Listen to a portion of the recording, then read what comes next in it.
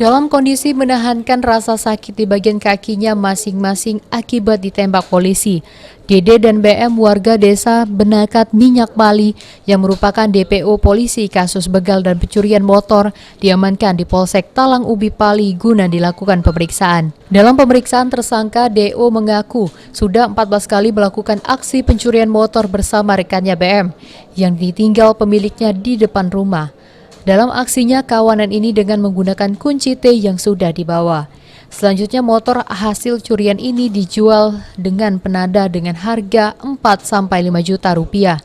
Tersangka Dede juga mengaku pernah terlibat aksi perampokan di rumah tetangganya hingga mengakibatkan korban tewas. Akibat ditusuk rekannya berinisial FR pada tahun 2016. Cara kamu maling motor pakai apa? Pakai kunci T, Pak. Pakai kunci T. Biasanya motor-motor di mana kamu ambil? Apa? Diparkir di mana biasa? Ini parkir depan rumah, Pak. Depan rumah tuh lah yang biasa kamu ambil. Oh, ini pernah pesan kamu nu Pernah terlibat ini perampokan juga? Iya, Pembunuhan juga? Iya, Pak. Tahun berapa itu? Tahun 2016. Dari pengungkapan ini, petugas amankan barang bukti 6 kunci T yang digunakan para tersangka dalam melakukan aksinya.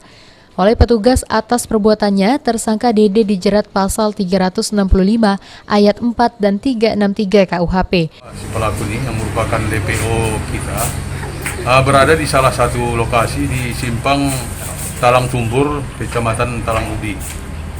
Lalu tim Elang dari Polsek Talang Ubi langsung bergerak.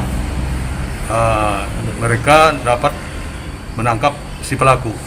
Berikut barang buktinya. Sementara rekannya BM dijerat pasal 363 KUHP. Selanjutnya, guna pertanggungjawaban perbuatannya, kedua tersangka pun dijebloskan dalam sel tahanan Polsek Talang Ubi Pali. Aji, PAL TV.